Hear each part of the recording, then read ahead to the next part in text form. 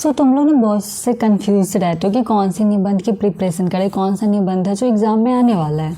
सो देखो, आज मैं ऐसे निबंध की लिस्ट लेके आई हूँ जो पिछले कई सालों में ये निबंध में से ही क्वेश्चन आए, यही सबको बार बार रिपीट करके पूछा जाता है।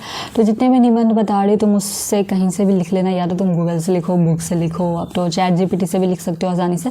तो कहीं से भी मन हो वहाँ से लिख के तुम इसे समझ लो या फिर रट भी जाओ, रट ही जाओ। बेसिकली इसमें क्या समझोगे, रट जाओ। या फिर जो लोग खुद से लिख लेते हैं तो उन्हें तो टॉपिक का भी चिंता नहीं, वो लोग तो किसी भी टॉपिक पे खुद से लिख लेंगे।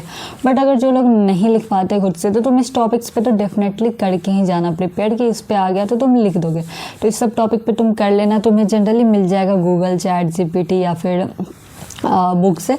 नहीं मिलता है तो तुम बता दो कमेंट में, हम लोग इसकी पीडीएफ दे देंगे। तो अगर जस्ट इन केस नहीं मिलता है तो but most of the time वहाँ पे तुम्हें ज़्यादा बेटर मिल जाएंगे, क्योंकि तुम अपने अकॉर्डिंग उसे बोल सकते हो। वैसे तुम चैट जीपीटी पे जाओगे ना, चैट जीपीटी पे तुमको बेस्ट मिलेगा, उसका यूज करो। देखो, तुमने पहले उससे कहा कि इस टॉपिक पे निबंध चाहिए, उसने भेजा।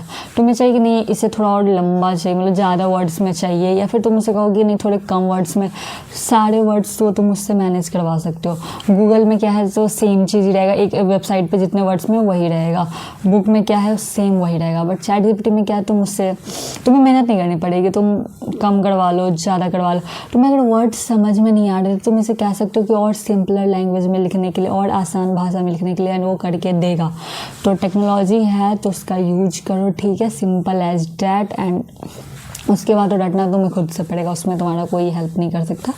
तो उसके बाद इतने पे प्रिपेयर करके डट जाओ। तो आते हैं टॉपिक कौन कौन से हैं। तो फर्स्ट वन इज पर्यावरण। इससे ज़्यादा तो किसी पे रिपीट होते भी नहीं है, तो इस पे तो कर ही लेना। बाकी भी और टॉपिक्स है उस पर भी डेफिनेटली कर लेना, बट पर्यावरण पे तो डेफिनेटली करना। सेकेंड वन इज़ प्रदूषण। थर्ड वन इज़ होली या दीपावली, त्यौहार है, दोनों में से कोई एक भी आ सकता है, तो दोनों पे कर लेना। एंड कुछ कुछ पॉइंट्स त्यौहार है तो मेजर से ही होंगे, इसलिए इसको मैंने एक ही में काउंट किया, क्योंकि बहुत सारे पॉइंट्स सेम ही होते हैं, बस थोड़े बहुत डिफरेंस होते हैं। तो बट दोनों पे प्रिपेयर कर लेना। विद्यार्थी जीवन, अपने बारे में, प्रिय खेल, उसके बाद then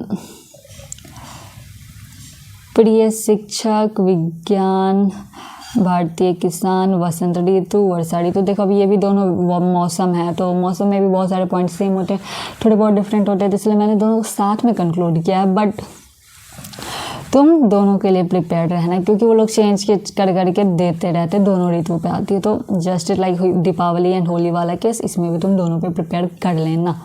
and last one is mobile के दुष्परिणाम, जो बैड इफ़ेक्ट पड़ता है। हाँ, तुम लोग मानोगे नहीं कि इसके कुछ बैड इफ़ेक्ट्स भी है, क्योंकि शॉर्ट्स एंड रील्स देखने में तो मज़ा आता है, बट ये क्या इफ़ेक्ट कर रहा है वो तुम्हें बाद में रियलाइज़ होगा। बाकी अभी के लिए पढ़ लो, अभी के लिए प्लीज़ शॉर्ट्स एंड रील्स को भूल जाओ, एंड जितना हो सके एफर्ट दे दो, क्योंकि लास्ट के बस कुछ दिन है। तो ऑल द बेस्ट, पढ़ते रहो, टॉपर बनना है ना।